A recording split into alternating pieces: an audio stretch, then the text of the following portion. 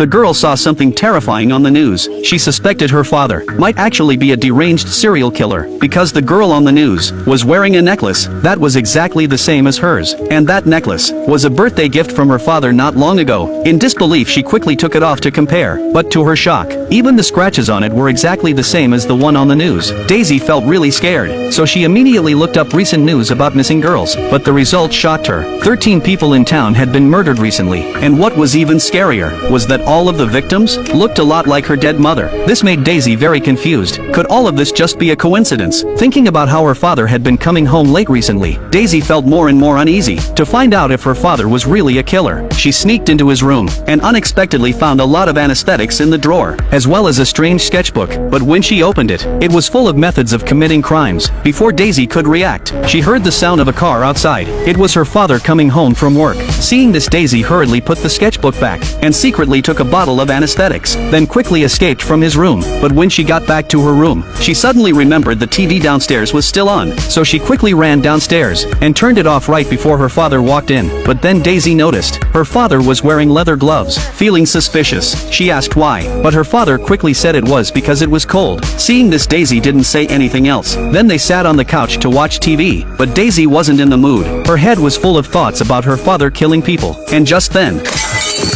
seeing Daisy cut her hand, her father quickly helped her clean the wound gently. At that moment, Daisy couldn't believe such a gentle man could hurt anyone. She thought maybe she was being too sensitive, but even late at night, Daisy still couldn't sleep. Then she heard noises from the living room. It was her father opening the attic stairs. Hearing the crackling sounds above, it was clear he was doing something shady up there. The next morning, Daisy tested her father with the necklace. She asked if he bought it secondhand to save money, because it had many small flaws. Her father said he didn't check carefully when buying it.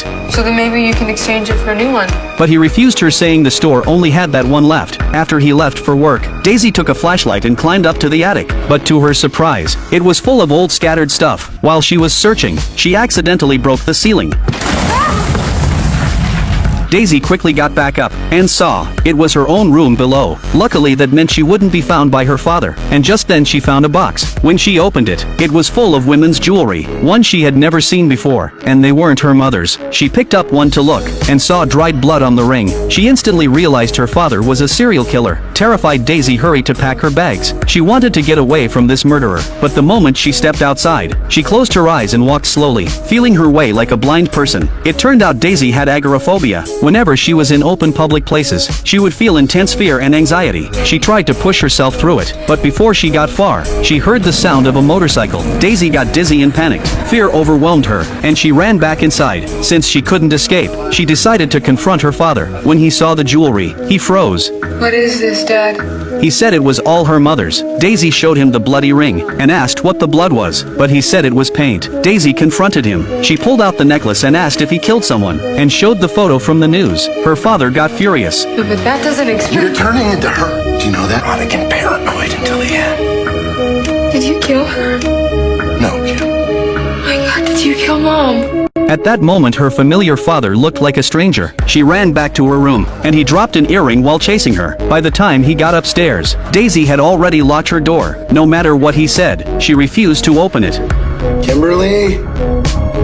I said open this damn door! Hearing him scream hysterically, Daisy was terrified. She called the police, but before she could finish, her father broke in and threw her on the bed. I said that's enough! Realizing resisting would get her killed, Daisy stopped struggling, but when she stood up, he saw her phone on the floor. He checked it, and saw she had called the police, knowing they were coming. He started gaslighting her, saying without his care, she would have been locked in a mental hospital. He knew her weakness, and after a while, Daisy gave in. Soon the police came. Daisy stayed silent. Her father told them she had agoraphobia, and was taking antidepressants, so they left. Her father was pleased. After he went to rest, Daisy turned on her computer, trying to ask for help online, but no one was online. She knew she couldn't wait. While he was sleeping, she went to the kitchen, took a knife for protection, and poured a glass of water. But when she turned around, she stepped on the earring.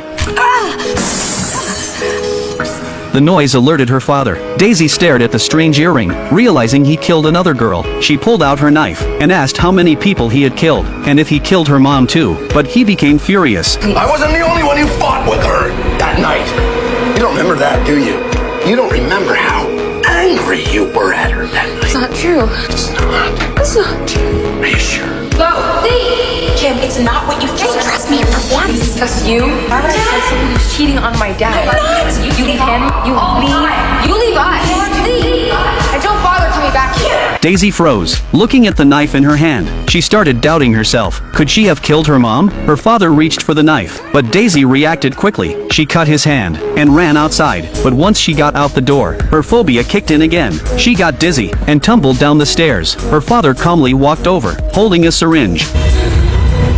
When Daisy woke up, she was locked in her room. Her phone and computer were gone. Even the windows were sealed. She screamed for help, but her father ignored her as he left. Daisy tried to pry open the lock, but it didn't work. Then she saw the hole in the ceiling and came up with an idea. She stood on the table, used a mop to widen the hole, and climbed up using her suitcase, but the attic door was locked. Frustrated, she searched for tools and knocked over a bucket of toy balls, following where they rolled. She discovered the attic stretched across the whole house because the house was under renovation. Many parts weren't sealed. She slowly crawled along the beams, but halfway through, she found another hole. As she tried to open it, her father came home and passed right by her. Too scared to move, but her nerves were too tense. She slipped. Her father heard it and came with a hammer. He told her to come out, but to Daisy, he looked like a demon. No matter what he said, she stayed hidden. Seeing she wouldn't come out, he smashed the boards. Daisy crawled under the floor. Her father followed the noise and smashed the floor, but it didn't break. Then he used a chainsaw and cut the boards open. He jumped down and searched everywhere. Daisy hid in a corner. When she looked back, he found her, but just as they climbed out, the doorbell rang. He told Daisy to go upstairs. It was her therapist. Her father made up a reason to send her away, but Daisy walked down. Dad? It's okay. She can come in.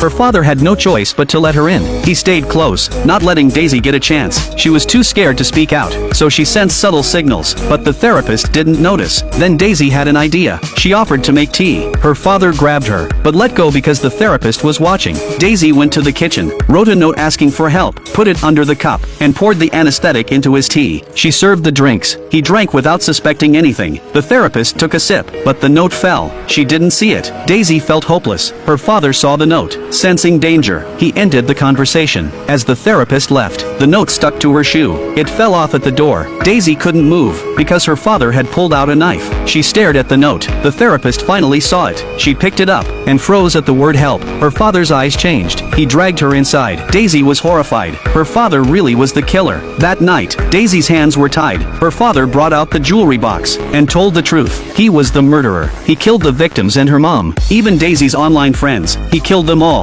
Even her phobia was caused by him switching her meds. His twisted mind and obsession with controlling Daisy made him a monster. Daisy finally saw who he really was. She stared at him. Then something happened. The anesthetic started to work. He feels dizzy and collapses heavily. Daisy quickly uses her feet to reach a nearby knife, successfully cutting the ropes. Freed, she immediately calls the police, revealing all about her father's murders. But as soon as she turns around, she horrifically discovers her father on the floor has disappeared. Turning around, she sees her father already behind her. Seems her anesthetic dose wasn't enough. Her father woke up in less than 10 minutes. He first smashes the phone, but after learning Daisy called the police, he realizes he can't escape. So he brings a large can of gasoline, pours it on Daisy, then sprinkles it on the corpses, finally pours gasoline on himself. His twisted love makes him even in death, unwilling to let Daisy escape his grasp. Just as her father is about to strike a match, Daisy uses the knife to cut him, then desperately runs upstairs. Enraged, her father throws the match at the doctor, then goes upstairs to catch Daisy. Terrified, Daisy hides in the attic. Her father closely follows. Now Daisy is no longer afraid. She calmly looks at her father. I'm not hiding now. So come and get me. That's my girl. Her father immediately falls flat. Turns out when Daisy first went to the attic, she laid a cloth over the hole. The disguise trap successfully trips her father. Soon the fire spreads to the second floor. This sicko man eventually dies in the fire. Daisy quickly goes to the bathroom and breaks the window glass, slowly slides down the pipe to the ground, breathing the fresh outside air. But this time Daisy's phobia doesn't act up. Seems with her father's death, her previous illness also disappears. And from today on, Daisy will completely start a new life.